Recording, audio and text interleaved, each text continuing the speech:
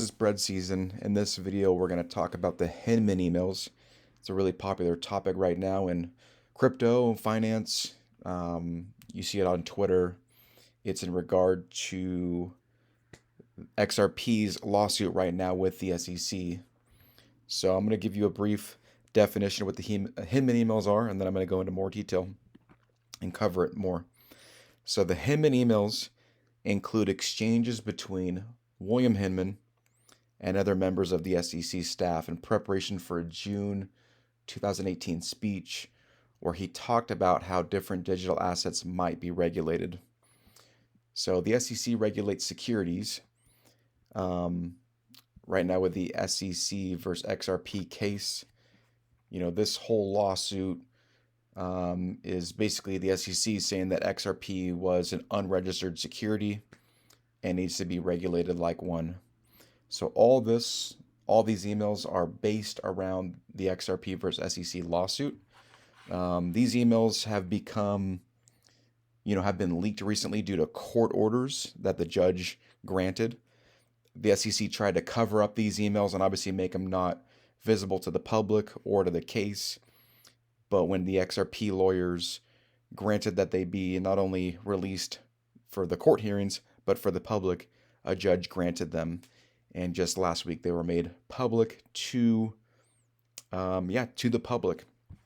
So to understand the Hinman emails, let's first understand who William or Bill Hinman is. So for 3 years, William Hinman was a director at the SEC. He was overlooking Division of Corporate Finance. But yeah, for 3 years, he was an SEC director. The Hinman emails all really reference to a time period before the speech he gave in 2018. They call that the speech that muddied the waters. Because before, the way that the SEC would regulate a cryptocurrency is if it passed the Howey test. We'll go into that in a little bit. The Howey test is a framework for how you would see if something was a security and if it needed to be regulated by the SEC. In this speech, though, Hinman came out and basically said that when a project was deemed sufficiently decentralized over a period of time, that the SEC wouldn't need to regulate that cryptocurrency or project or company or whatever it may be. So Bitcoin being heavily decentralized, and in his speech he talked about how ETH had become sufficiently decentralized over time. The speech was found odd because it got away from the Howey test. Bill was basically coming up with a different criteria for how something should or shouldn't be regulated when they had the Howey test before that clearly defined if something was an investment contract and a security, it needed to be governed by the SEC. So all this time, it was thought that the Howey test was how you decide if something needs to be regulated by the SEC. But in this speech, Bill kind of goes off the track and gives new guidance on how a cryptocurrency should or should not be governed by the SEC. And really, the terminology, and it's kind of vague, as if the project is sufficiently decentralized. So you can argue for a lot of different cryptocurrencies that they are sufficiently decentralized, even if they pass, the Howey test. So it made it, for the first time, the SEC came out and gave a different definition than what they previously had on how to regulate something. So it extremely muddied the waters with that speech. But what the emails were, so there's a Howey test. We'll talk about that in a minute.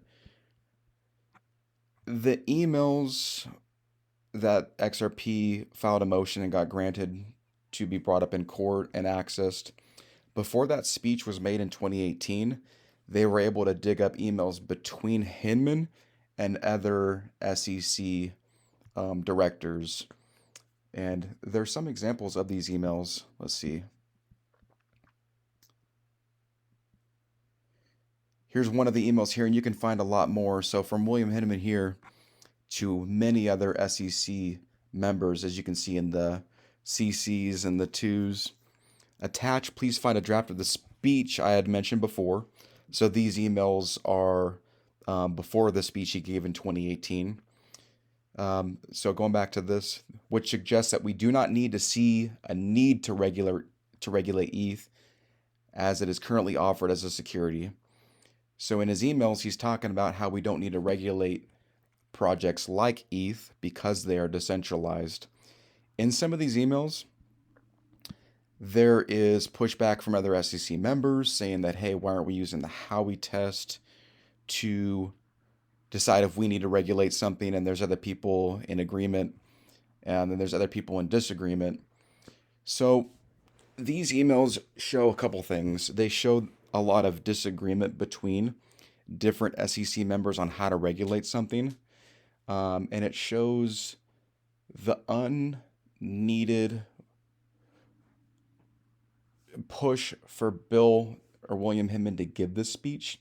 He didn't need to give this speech. If anything, this speech, as it says before, muddied the waters. The SEC already had a framework on how to decide if something should be classified as a security and need to regulate it. And Bill is kind of creating a new framework unnecessarily. And these emails show pushback from different SEC members. And then he goes on to give the speech saying that, hey, basically putting the Howey test to the side. Hey, if something's decentralized enough, we don't need to regulate it, which goes counter to everything the current SEC staff is trying to get away with in their lawsuits. So if you're confused, you should be. I mean, it's a confusing topic to say.